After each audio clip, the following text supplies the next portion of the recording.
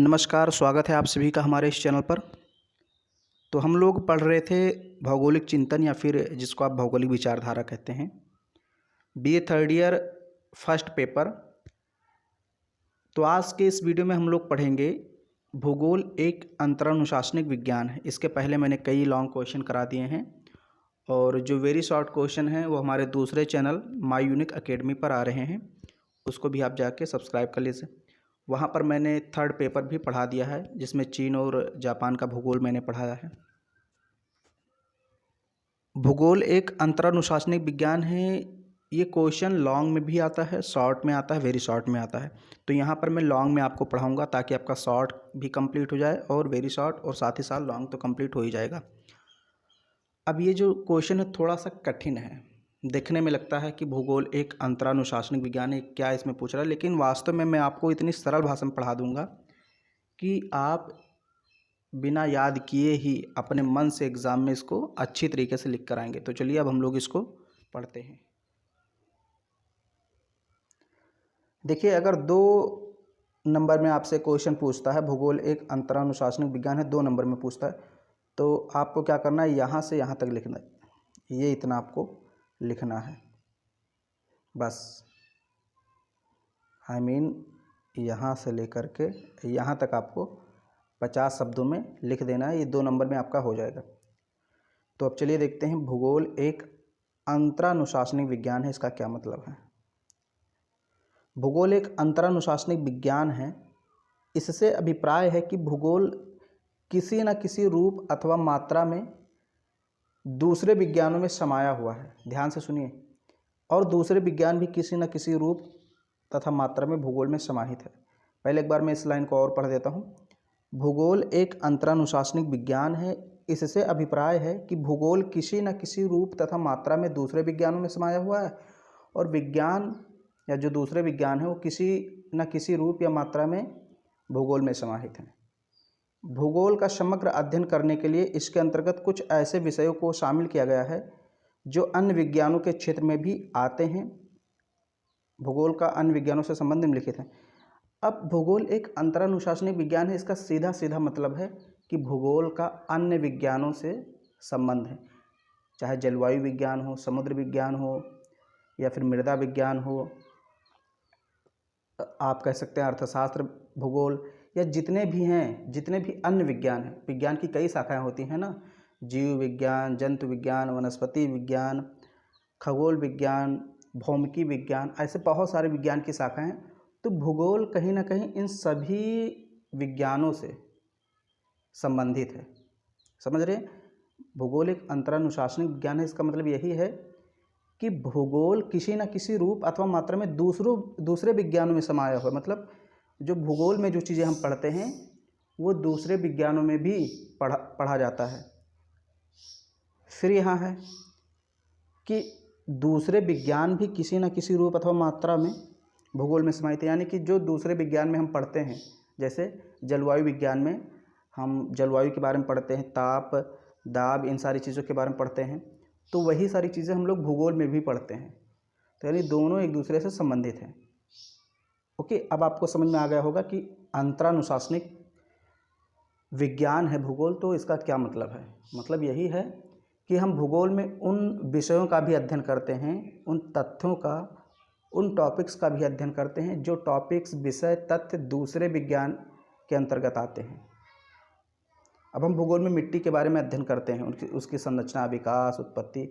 तो मिट्टी संरचना, उत्पत्ति, विकास, उसका अध्ययन तो हम मृदा विज्ञान में भी करते हैं। तो मृदा विज्ञान और भूगोल एक दूसरे से संबंधित है। तो यही है अंतरानुशासनिक विज्ञान। आई होप अब आपको समझ में आ गया होगा।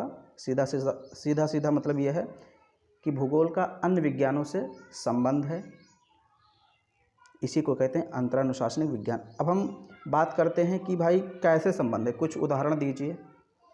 तो सबसे पहला यहाँ हम लेते हैं भूगोल एवं खगोल विज्ञान। ये दोनों एक दूसरे से कैसे संबंधित हैं। देखिए, खगोल विज्ञान भूगोल की प्रारंभिक शाखा है। क्या है? खगोल विज्ञान भूगोल की प्रारंभिक शाखा है। सौरमंडल, सूर्य की किरणें, उत्तरायण एवं दक्षिणायन की स्थिति। देखिए, सूर्य की किरणें जब आप पढ़ेंगे तो वहाँ पर उनकी किरणों का उत्तरायण और दक्षिणायन होता है। तो उनकी स्थिति, दिन रात का होना, मौसमी परिवर्तन, चंद्रमा की कलाओं का अध्ययन, सूर्य ग्रहण, चंद्र ग्रहण आदि का अध्ययन भूगोल एवं खगोल विज्ञान दोनों में किया जाता है। इसलिए ये दोनों अंतर संबंधित है, मतलब दोनों एक दूसरे से जुड़े हैं। तो इसी को कहते हैं अंतरानुशासनिक विज्ञान। फिर यहाँ दूसरा है भूगोल और भौमिकी। भूगोल में विभिन्न प्रदेशों की भू आकृतियों जैसे पठारों, पर्वतों, मैदानों, घाटियों तथा इनमें मानव क्रियाओं एवं उनके अंतर संबंधों का अध्ययन किया जाता है। संसाधनों का अध्ययन भूगोल का मुख्य विषय है। संसाधनों में शैलों, खनिजों आदि का प्रमुख स्थान है। इन सब का अध्ययन भौमिकी में किया जाता है। अतः भूगोल एवं भौमिकी दोनों परस्पर संबंधित है। देखिए, पर्वत, पठार, मैदान, घाटी, खनिज, शैल, ये जो सारी चीज़ें हैं, इनकी उत्पत्ति कैसे हुई, इनका अध्ययन हम किस में करते हैं? भूगोल में भी करते हैं। लेकिन इन सारी चीज़ों का अध्ययन करने के लिए, यानी पठार, मैदान, पर्वत, घाटी, शैल और खनिज, इनका अध्ययन करने के लिए हमने एक अलग विज्ञान भी बनाया जिसको कहते हैं भौमिकी। तो इसमें भी किया जाता है इसका अध्ययन। तो ये दोनों एक दूसरे से जुड़े हुए हैं। ओके, तो यहाँ पर भी आपको समझ में आ गया कि भूगोल और भौमिकी कैसे जुड़े हुए हैं। बहुत ही आसान प्रश्न है, अब आपको लग रहा होगा। अब यहाँ है भूगोल एवं जलवायु विज्ञान, तो ये भी एक दूसरे से जुड़े हुए हैं। देखिए, विभिन्न प्रदेशों में मानव के क्रियाकलापों के निर्धारण में जलवायु की महत्वपूर्ण भूमिका होती है। मानव का भोजन, वस्त्र, आवास, रहन सहन, विचार शक्ति जलवायु द्वारा पूरी तरीके से प्रभावित होती हैं। मानव की क्रियाएं जलवायु एवं मौसम द्वारा निर्धारित होती हैं। इन सब का अध्ययन भूगोल में किया जाता है और साथ ही जलवायु तथा मौसम विज्ञान में भी इन तत्वों का अध्ययन किया जाता है। अतः भूगोल जलवायु विज्ञान एवं मौसम विज्ञान का घनिष्ठ संबंध है। आसान है इसमें कुछ समझाने कि भाई मनुष्य के रहन सहन, आवास, वस्त्र, भोजन, विचार शक्ति, या फिर हम कहें कि उसके पूरे दिनचर्या पर, उसके क्रियाकलापों पर किसका प्रभाव पड़ता है? मनुष्य के पूरे दिनचर्या, क्रियाकलापों, विचार शक्ति, आवास, रहन सहन, रोटी, कपड़ा, मकान, इस पर किसका प्रभाव पड़ता है? जलवायु का, उसी से प्रभावित होता है। तो जलवायु का अध्ययन हम भूगोल में करते हैं, आपने पढ़ा होगा। लेकिन जलवायु का अध्ययन हम जलवायु विज्ञान और मौसम विज्ञान में भी करते हैं। तो इसलिए ये तीनों आपस में जुड़े हुए हैं, आपको समझ में आ गया होगा। फिर यहाँ है भूगोल और मृदा विज्ञान में क्या संबंध है। अच्छा देखिए, कभी कभी हो सकता है कि आपसे अलग से भी पूछ ले कि भूगोल और मृदा विज्ञान कैसे एक दूसरे से जुड़े हैं, भूगोल और जल विज्ञान कैसे एक दूसरे से जुड़े हैं, भूगोल और सामाजिक विज्ञान कैसे एक दूसरे से जुड़े हैं, ऐसे पूछ सकता है। तो ये सब भी ध्यान में रखना।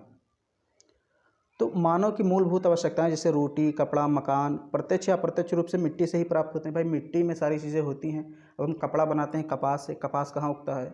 मिट्टी, यानी मिट्टी में तो उगता है, आसमान में तो उगाते नहीं उसके पेड़ को। तो और जो खाने पीने की वस्तुएं हैं वो तो हमें मिट्टी से ही प्राप्त होती हैं, यानी खेती करते हैं। तो वही कह रहा है कि रोटी, कपड़ा, मकान ये कहीं ना कहीं प्रत्यक्ष या तो अप्रत्यक्ष रूप से मिट्टी से ही प्राप्त होते हैं। मानव अपने आधुनिक तकनीकी द्वारा मिट्टी के स्वरूप को परिवर्तित करके उसे अधिक उपजाऊ बना देता है। मानव क्या करता है? अपनी टेक्नोलॉजी का इस्तेमाल करके मिट्टी का जो मूल स्वरूप है उसमें परिवर्तन करके उसे अधिक उपजाऊ बना देता है। प्रारंभिक अवस्था में क्या करता था मानव? स्थानांतरित कैसे करता था? इससे मिट्टी की उर्वरा शक्ति को बनाए रखता था। विभिन्न प्रकार की फसलों का उत्पादन अलग अलग प्रकार की मिट्टी में किया जाता है। सही बात है। अब जो दोमट की मिट्टी है, चिकनी मिट्टी है, उसमें गेहूं की पैदावार ज़्यादा होती है। जो जलोढ़ मिट्टी है उसमें धान की, ऐसे काली मिट्टी में कपास की। तो मतलब कहने का मतलब ये है कि विभिन्न प्रकार की जो मिट्टियाँ हैं उनमें अलग अलग फसलों का उत्पादन होता है। अब जो बालुई मिट्टी है, मान लीजिए राजस्थान रेतीली मिट्टी, तो उसमें ज्वार, बाजरा, मोटे अनाजों का ज़्यादा से ज़्यादा उत्पादन किया जाएगा। फिर विभिन्न प्रकार की भोजन सामग्री प्रदान करने वाली मिट्टियों का अध्ययन, उनकी उत्पत्ति, विकास, संरचना आदि का अध्ययन भूगोल एवं मृदा विज्ञान दोनों में किया जाता है। अतः ये दोनों एक दूसरे से घनिष्ठ संबंध रखते हैं। तो आई होप आपको समझ में आ गया होगा कि भाई मिट्टी की उत्पत्ति कैसे हुई, उसका विकास कैसे हुआ, संरचना, संगठन उसका क्या है, इसका अध्ययन हम भूगोल में भी करते हैं। और इसके लिए एक अलग शाखा है मृदा विज्ञान, उसमें भी करते हैं। तो मृदा विज्ञान और भूगोल एक दूसरे से संबंधित है। इसी को बोलते हैं अंतरानुशासनिक संबंध। देखिए, मैं यहाँ थोड़ा सा आपको ज़्यादा पढ़ा रहा हूँ, ओके, लेकिन एग्ज़ाम में आपको 500 शब्दों के आसपास ही लिखने हैं। आप चाहें तो 2-3 इसमें कट कर सकते हैं, हटा सकते हैं, क्योंकि मैं इसलिए ज़्यादा पढ़ा रहा हूँ ताकि आपका वेरी शॉर्ट इसी में कंप्लीट हो जाए, मुझे अलग से ना पढ़ाना पड़े।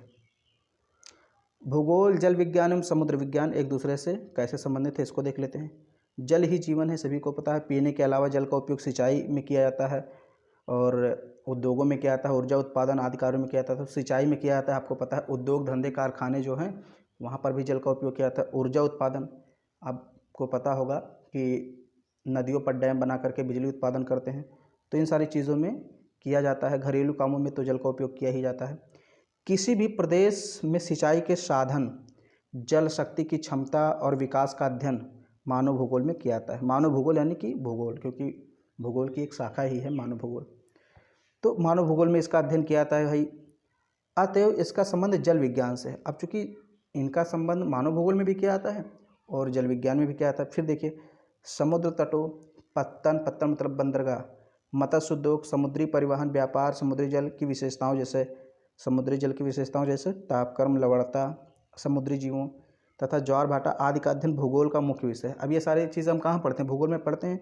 साथ ही साथ इनका संबंध समुद्र विज्ञान में भी है, यानी समुद्र विज्ञान में भी हम इनका अध्ययन करते हैं। इसलिए जल, समुद्र विज्ञान और भूगोल परस्पर संबंधित है। एक दो बार इसको पढ़ेंगे तो आपको समझ में आएगा।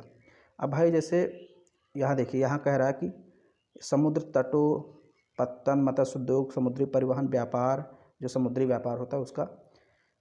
फिर समुद्री जल की विशेषताएं जैसे तापक्रम, लवणता, समुद्री जीवों तथा ज्वार भाटा, इन सबका अध्ययन हम भूगोल में करते हैं, आपने पढ़ा होगा।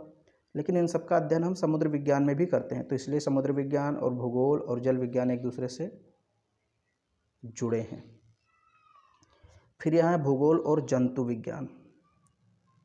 जंतु मतलब क्या होता है? जो जीव जंतु हैं, पशु, चाहे जंगली पशु हों या पालतू पशु हों, तो उन्हीं को जंतु बोलते हैं। जंतु एवं जीव, जंतु देखिए, पशु एवं जीव जंतु एक महत्वपूर्ण संसाधन है। मानव का आदिकाल से पशुओं से गहरा संबंध रहा है। पशुओं से मनुष्य को दूध, मांस, चमड़ा आदि अनेक वस्तुएं प्राप्त होती हैं, आप सभी लोग जानते हैं। जीविकोपार्जन की क्रियाओं में पशुओं ने मनुष्य के सहयोगी के रूप में कार्य किया है। पशुपालन एवं उन पर आधारित विभिन्न उद्योगों एवं उनके वितरण का ध्यान नहीं है, अध्ययन होगा। उनके वितरण का अध्ययन भूगोल में किया जाता है। इस प्रकार भूगोल एवं जंतु विज्ञान परस्पर संबंध है।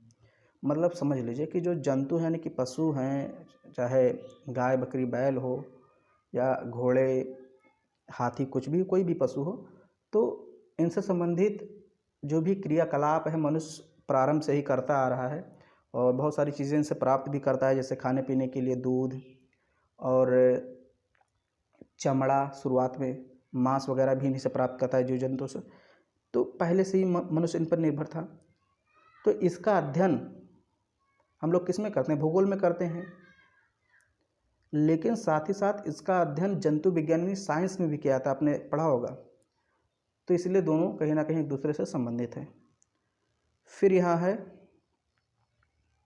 भूगोल और वनस्पति विज्ञान। देखिए, जीव विज्ञान एक है तो उसकी दो शाखाएं हैं। एक तो जीव विज्ञान से एक शाखा निकलती है वनस्पति विज्ञान, दूसरी है जंतु विज्ञान।